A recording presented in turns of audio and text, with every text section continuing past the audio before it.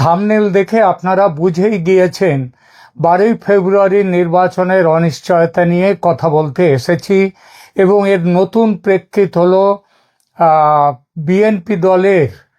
BNP দলের নির্বাচন boycott এই বিষয়টি। 12ই ফেব্রুয়ারির ভোট হবে কি হবে না এ বিষয়ে ঘোর সন্দেহ যেমন বাংলাদেশে তেমন বাংলাদেশের বাইরেও। ভোট শুরু না হলে কেউ বলতে পারবে না যে ভোট হচ্ছে, আর সন্ধ্যায় ভোট শেষ না হলে কেউ বলতেও পারবে না যে ভোট আদৌ ঠিকঠাক হলো কি না, এবং এর মধ্যে ভোট চলার মধ্যে কোনো দল মাঠ থেকে বেরিয়ে যাওয়ার সিদ্ধান্ত নিয়েছে কিনা। এই অনিশ্চয়তার অনেক কারণ: গুরুতর সহিংসতা, আইন শৃঙ্খলা ব্যবস্থার চূড়ান্ত অবনতি, সন্ত্রাসবাদীদের আস্ফালন, বাইরে এই 2024-এর সেই গণ আন্দোলন বা অভ্যুত্থান বা ষড়যন্ত্র যেটাই বলুন, সেই সময় পুলিশের হাত থেকে বিপুল সংখ্যক অস্ত্র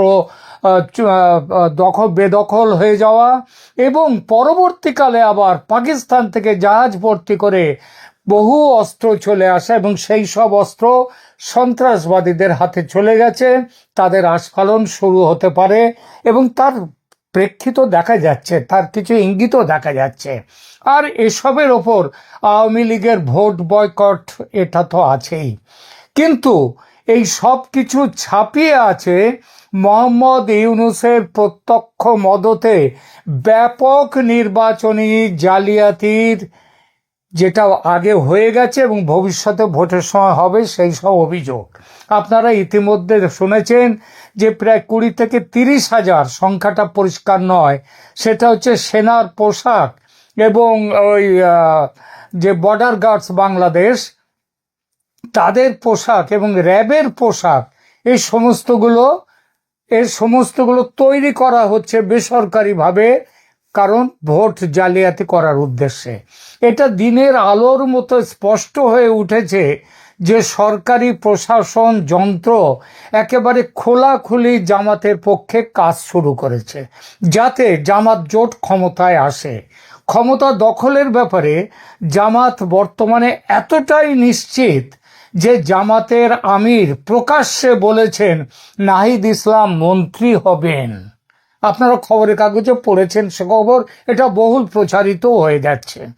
শোনা যাচ্ছে তার দপ্তর পর্যন্ত, কোন দপ্তর তিনি নেবেন সেটাও ঠিক হয়ে গেছে। শুধু নাহিদ ইসলাম নয়, আগামী সরকারে কারা মন্ত্রিত্ব পাবেন সে তালিকাও তৈরি হয়ে গেছে। জয়ের ব্যাপারে জামাত এতটাই নিশ্চিত যে এই নিশ্চিত হওয়ার কারণ ইউনূস এবং তার সরকারের খোলাখুলি জামাত এনসিপি জোটকে সমর্থন, এবং তার সঙ্গে দেশের সেনাবাহিনীরও এই জোটকে পরোক্ষ সমর্থন। এখন অবধি পরোক্ষ আছে, নির্বাচনের দিন এই সমর্থন আর পরোক্ষ থাকবে না, প্রত্যক্ষ হয়ে যাবে। বিএনপি এটা বুঝেছে অনেক দেরিতে। এতদিন বিএনপি ভাবছিল মাঠে আওয়ামী লীগ নেই, দেশে ফিরেছেন তারেক, দলের সঙ্গে আছে খালেদা জিয়ার মৃত্যুজনিত সহানুভূতির ভোট, সব মিলিয়ে বিএনপি ভেবেছিল তাদের জয় অনিবার্য। প্রথম দিকে বেশ কিছু জনমত জরিপ সেটা বিএনপির বড়সড় জয়ের কথাও বলেছিল, এখনো যে বলছে না তা নয়, কিন্তু এসব জরিপ বেশিরভাগই ঘরে বসে করা, আর করেছে কারা? ভুঁইফোড় সব সংস্থা, বেশিরভাগ যাদের কোনো অভিজ্ঞতা নেই। 500, 1000, 2000, 5000 মানুষের সঙ্গে অনলাইনে যোগাযোগ করে কথা বলে তৈরি হয়েছে এইসব জরিপ। বাস্তবতার নামগন্ধ নেই। কিছু জরিপ করা হয়েছে আবার মোহাম্মদ ইউনূসের বিএনপির জন্যে তৈরি ফাঁদের অঙ্গ হিসেবে। একটু বুঝিয়ে বলি যে ফাঁদের অঙ্গ কেন, যে বিএনপিকে স্তক বাক্য দেয়া হবে যে তোমরা জিতছ, সুতরাং সেই জেতাটাকে একটু কাগজে কলমে একটু ভালোভাবে দেখানো, এইটা হচ্ছে ফাঁদ। ফাঁদটা কে তৈরি করেছেন? মোহাম্মদ ইউনূস, তার সরকারও তৈরি করেছে। কার জন্যে? বিএনপির জন্যে। ভারতের কেন্দ্রীয় এক গোয়েন্দা সংস্থার বাংলাদেশ বিষয়ে যুক্ত এক মাঝারি দরের অফিসারের সঙ্গে কথা হচ্ছিল। তিনি ইউনূসের এক চমৎকার প্ল্যানের কথা বললেন, যে প্ল্যানটার কথা আমি বলতে যাচ্ছি। বেশ কিছু হঠাৎ গজিয়ে ওঠা জরিপ সংস্থাকে সরকারের তরফ থেকে বলে দেওয়া হয়েছে বিএনপিকে জয়ী দেখিয়ে কিছু জরিপ করতে, মানে ফরমায়েশি জরিপ। এই জরিপকর্তারা বেশি পরিমাণে আওয়ামী লীগের ভোট বিএনপির বাক্সে ফেলে দিয়ে খুব গ্রাফ ট্রাফ এঁকে একেবারে বিএনপিকে জিতিয়ে দিচ্ছে। এইসব জরিপের ফলে বিএনপি ক্ষমতায় আসার বিষয়ে দারুণ নিশ্চিত ছিল, বলা যায় একেবারে স্বপ্নে বিভোর ছিল। কিন্তু একেবারে প্রস্তুতির শেষ লগ্নে এসে ঘুম ভেঙেছে বিএনপির। মাঠের আসল ছবি ধরা পড়েছে চোখে। সরকার এবং সেনা যে জামাতের সঙ্গে জোট বেঁধে নির্বাচনী জালিয়াতির বড়সড় প্ল্যান বানিয়েছে, সেটা ধরা পড়েছে বিএনপির কাছে। তারেক রহমানের গত ৩-৪ দিনের ভাষণ একটু ভালোভাবে খেয়াল করুন, দেখবেন নির্বাচনী জালিয়াতি নিয়ে তিনি রীতিমতো বলতে শুরু করেছেন। এর সঙ্গে যুক্ত হয়েছে জুলাই সনদ নিয়ে গণভোটের ব্যাপারে দলের মধ্যকার পুরনো মতবিরোধ। গণভোটে হ্যাঁ নাকি না, কোন দিকে যাবে বিএনপি, সে নিয়ে দলের রীতিমতো দ্বন্দ্ব। এই ব্যাপারে স্বয়ং তারেক রহমান তার ভোট কিন্তু নায়ের পক্ষে।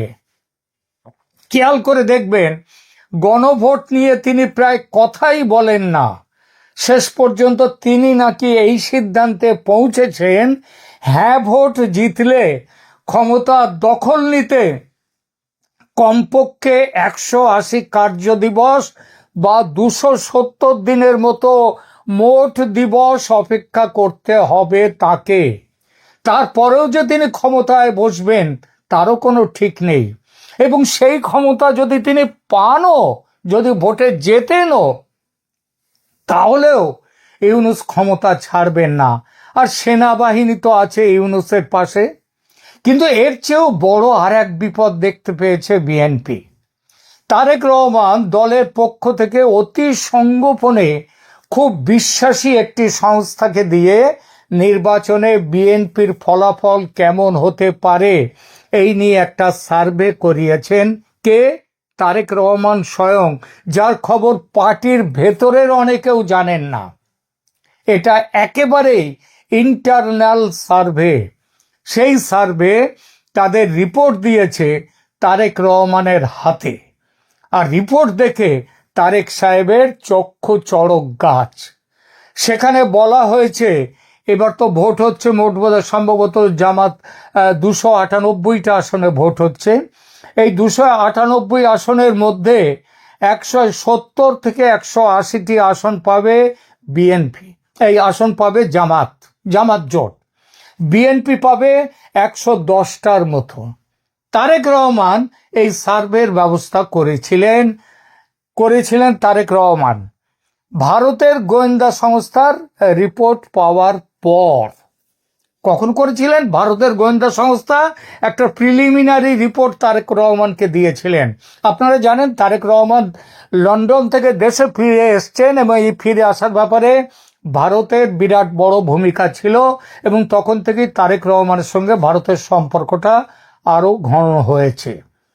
ভারতের মানে রিসার্চ অ্যান্ড অ্যানালিসিস উইং তাদের রিপোর্টে বলেছিল বিএনপি নির্বাচনে 130টার মতো আসন পাবে, জামাত জোট পাবে 155 থেকে 160, আর তারেক রহমানের নিজের সংস্থাও মোটামুটি এই কাছাকাছি রিপোর্ট দিয়েছে। আর এই রিপোর্ট পেয়ে তারেক রহমান স্বর্গ থেকে মাটিতে পড়ে গেছেন। এই পরিস্থিতি থেকে উদ্ধার পেতে তিনি অন্য চিন্তা করছেন খুব সিরিয়াসলি। কি সেই চিন্তাটা হচ্ছে আজ বা কালের মধ্যে, অর্থাৎ নির্বাচনের একদিন আগেই বিএনপি নির্বাচনে জালিয়াতির অভিযোগ তুলে ভোট বয়কটের ঘোষণা দেবে। বিএনপির পক্ষে এই যে কারণ, অর্থাৎ এই জালিয়াতি, এটা আগে থেকেই মজুত আছে এবং বিএনপি সেই ব্যাপারটা নিয়ে কথা বলে আসছে। দীর্ঘদিন ধরেই বিএনপি দাবি করে আসছে যে বর্তমান প্রশাসনিক কাঠামোতে, মানে ইউনূস সরকারের প্রশাসনে সুষ্ঠু নির্বাচন সম্ভব নয়। এখন তারা দেখছে যে নির্বাচনে জালিয়াতির আলামত স্পষ্ট এবং মাঠ তাদের অনুকূলে নেই। সুতরাং পরাজয়ের চেয়ে জালিয়াতির অভিযোগটা তুলে, যে অভিযোগ খুবই সত্যি, সেটা তুলে বেরিয়ে যাওয়াটা কৌশলগতভাবে অনেক লাভজনক। নির্বাচনের ফলাফলে শোচনীয় পরাজয় হলে দলের মনোবল ভেঙে যেতে পারে। তার চেয়ে ভোট কারচুপির অভিযোগ তুলে রাজপথে আন্দোলন গড়ে তোলা এবং আন্তর্জাতিক মহলের দৃষ্টি আকর্ষণ করা বিএনপির জন্য দীর্ঘমেয়াদী রাজনীতির অংশ হবে। রাজনীতিতে শেষ কথা বলে কিছু নেই। বিএনপির মতো বড় দল যদি শেষ মুহূর্তে সরে দাঁড়ায় নির্বাচন থেকে, তবে সেটা নির্বাচনকেই ভণ্ডুল করে দেবে। কারণ নির্বাচনী গ্রহণযোগ্যতাকে যে সেটা প্রশ্নবিদ্ধ করবে, শুধু তাই নয়, 12 ফেব্রুয়ারির নির্বাচনটাই বন্ধ হয়ে যাবে। এর আগে আওয়ামী লীগের বিরুদ্ধে নির্বাচনে জালিয়াতির অভিযোগ ও নিরপেক্ষ কেয়ারটেকার সরকারের অধীনে নির্বাচন করানোর দাবি তুলে বিএনপি ভোট বয়কট করেছে। আর এবার ইউনূস সরকারের বিরুদ্ধে জামাত জোটের পক্ষে পক্ষপাতিত্বের অভিযোগ তুলে নির্বাচন বয়কট করতেই পারে বিএনপি। শুধু এই নয়, এবার তারা দাবি করছে এই পক্ষপাত দুষ্ট ইউনূস সরকারকে হটিয়ে তার জায়গায় নতুন ও নিরপেক্ষ তদারকি সরকার গঠন করে নতুনভাবে নির্বাচনের ব্যবস্থা করতে হবে। দেখুন, বিএনপির রাজনৈতিক ইতিহাসে ভোট বয়কট কেবল একটি প্রতিবাদ নয়, বরং এটি তাদের একটি বড় রাজনৈতিক কৌশল। এর আগে আওয়ামী লীগ সরকারের অধীনে জালিয়াতির আশঙ্কায় তারা নির্বাচন বর্জন করেছিল। এখন ইউনূসের অন্তর্বর্তীকালীন সরকারের বিরুদ্ধে পক্ষপাতিত্বের অভিযোগ তুলে বয়কট, সেটা দলের পুরনো অবস্থানের সঙ্গে পুরোপুরি সামঞ্জস্যপূর্ণ এবং রাজনৈতিকভাবেও অত্যন্ত তাৎপর্যপূর্ণ হবে। শুধু এইটুকুই নয়, এই সিদ্ধান্ত নিলে দলের ভাবমূর্তি দেশে ও দেশের বাইরে আন্তর্জাতিক মঞ্চে খারাপ তো হবেই না, অনেক বেশি উজ্জ্বল হবে। কারণ মনে রাখতে হবে, অন্তর্বর্তীকালীন সরকারের মূল ম্যান্ডেট ছিল একটি সুস্থ গণতন্ত্র প্রতিষ্ঠা, যেখানে সব দলের অংশগ্রহণ থাকবে, সব দলের জন্য লেভেল প্লেয়িং ফিল্ড থাকবে। এই সরকার ইউনূসের তার নিরপেক্ষ চরিত্র যে হারিয়েছে, সেটা তো এখন দেখাই যাচ্ছে।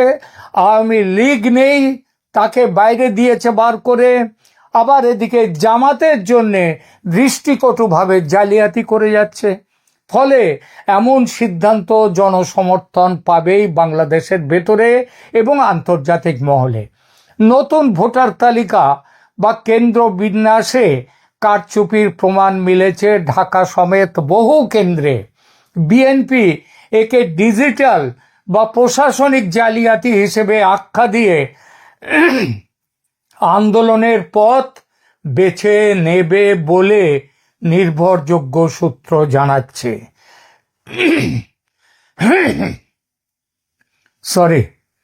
বিএনপির ভোট বয়কটের সিদ্ধান্ত একটা সুদূর প্রসারী চিন্তা ভাবনা থেকেও উঠে এসেছে। লন্ডনে বিএনপির থিঙ্ক ট্যাঙ্ক হিসেবে পরিচিত তারেকের অত্যন্ত বিশ্বস্ত কিছু মানুষ একটি যুগান্তকারী প্রস্তাব দিয়েছে, সেটা এইবার বলবো। প্রস্তাবটি হলো জামাতকে সরিয়ে আওয়ামী লীগকে দেশের রাজনীতিতে ফিরিয়ে এনে পুরনো চেনা বাইপোলার রাজনীতিতে ফিরে যাওয়া, যেখানে প্রধান দুটি দল হবে বিএনপি ও আওয়ামী লীগ। মনে রাখতে হবে, যে আওয়ামী লীগকে দেশে রেখে দিয়েও বিএনপির সভানেত্রী বেগম খালেদা জিয়া তিনি তিনবার বাংলাদেশের প্রধানমন্ত্রী হয়েছিলেন। সুতরাং আওয়ামী লীগকে নিয়ে এলে বিএনপির লাভ, দেশের লাভ এবং আন্তর্জাতিক স্বীকৃতিও বিএনপির পক্ষে আরো প্রবল হবে। একে রাজনীতির ভাষায় বলা হয় রিয়েল পলিটিক বা বাস্তবমুখী রাজনীতি। আপাত দৃষ্টিতে বিএনপি এবং আওয়ামী লীগকে চিরশত্রু মনে হলেও ক্ষমতার ভারসাম্যের প্রশ্নে এই তত্ত্বটির পেছনে, অর্থাৎ আওয়ামী লীগ এবং বিএনপি এই দুটোই থাকবে দেশে মুখ্য ধারার দল। এই প্রশ্নে, এই তত্ত্বর পেছনে বেশ কিছু শক্তিশালী যুক্তিও রয়েছে।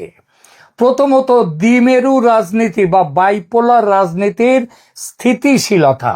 দীর্ঘ কয়েক দশক ধরে বাংলাদেশের রাজনীতি বিএনপি এবং আওয়ামী লীগ এই দুই মেরুকে কেন্দ্র করে আবর্তিত হয়েছে। আন্তর্জাতিক সম্প্রদায় এবং বিশেষ করে বিদেশি বিনিয়োগকারীরা এমন একটি রাজনৈতিক পরিবেশ পছন্দ করে যা প্রেডিক্টেবল বা পূর্বাভাসযোগ্য। বিএনপি জানে যে জামাতের ক্রমবর্ধমান শক্তি কিন্তু বিএনপির নিজস্ব ভোট ব্যাংকে ভাগ বসাতে পারে, বসাচ্ছে, এবং যদি আওয়ামী লীগ দেশে না ফেরে তাহলে এই বিএনপির ভোট ব্যাংকে জামাত আরো বেশি ভোট ভাগ বসাবে।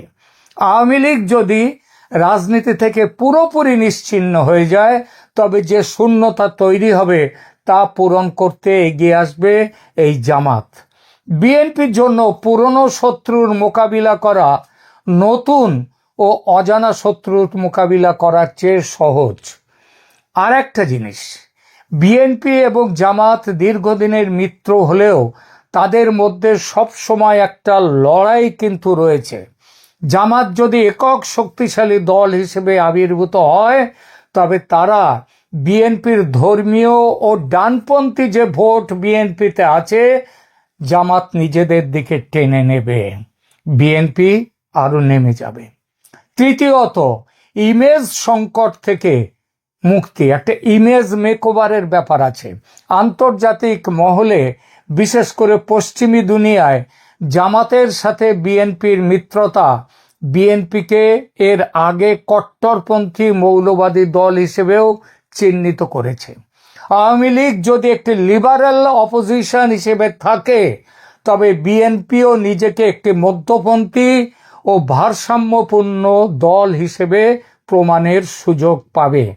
ভারতের জন্য বাংলাদেশের নীতিতে সবচেয়ে বড় দুশ্চিন্তা হলো নিরাপত্তা এবং ইসলামী উগ্রবাদ। ভারত গত ১.৫ দশক আওয়ামী লীগের ওপর বাজি ধরেছে। এখন যদি বিএনপি ক্ষমতার প্রধান দাবিদার হয় তবে ভারত চাইবে বাংলাদেশে এমন একটি দল থাকুক যারা ভারতের স্বার্থের জন্য হুমকি স্বরূপ নয়।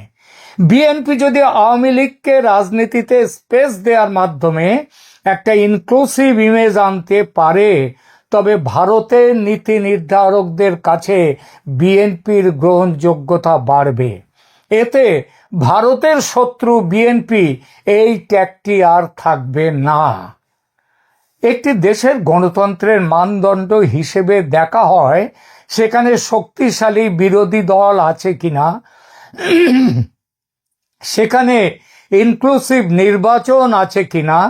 যদি প্রধান প্রতিদ্বন্দ্বী আওয়ামী লীগ নিষিদ্ধ বা বিলীন হয়ে যায় তবে বিএনপির জয়কে বিশ্ববাসী, যদি এই নির্বাচনে বিএনপি দাঁড়ায়ও থাকেও শেষ পর্যন্ত এবং তাতে যদি জিতেও যায় তাহলেও সেই জয়কে কিন্তু বিশ্ববাসী ওয়াকওভার দেখবে।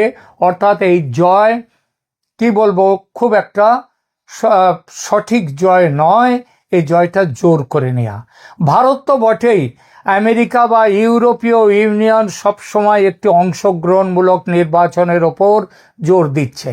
আওয়ামী লীগকে প্রক্রিয়ার মধ্যে রাখা মানে হলো আন্তর্জাতিকভাবে নির্বাচনের গ্রহণযোগ্যতা নিশ্চিত করা। এবারের নির্বাচনে বিএনপি বয়কট করার মাধ্যমে পরে যদি নির্বাচন আসছে যদি এই নির্বাচনে বিএনপি বয়কট করে এবং করবার সম্ভাবনা ভীষণই, তাহলে পরের নির্বাচনে আওয়ামী লীগ মাঠে নামার সুযোগ পাবে। এতে বিএনপির ইমেজ মেকওভার অনেক ভালো হবে। বিএনপি যদি মনে করে আওয়ামী লীগের অস্তিত্ব তাদের ক্ষমতায় যাওয়ার পথ সুগম করবে এবং জামাতের প্রভাব খর্ব করবে, তবে পর্দার আড়ালে বিএনপির সাথে তাদের অন্তত মোটামুটি একটা সমঝোতা হওয়া খুবই বাস্তবসম্মত। বিএনপি এই মুহূর্তে ভোট বয়কট করলে বাংলাদেশে উথাল পাতাল পরিস্থিতি তৈরি হবে। ইউনূস সরকারের পতন ঘটবে অবশ্যম্ভাবী। নতুন তদারকি সরকার আসবে। ইউনূসের ফ্যাসিস্ট ও চরম অপদার্থ সরকারের পতন হবে বিএনপির ভোট বয়কটের সবচেয়ে বড় প্রতিক্রিয়া।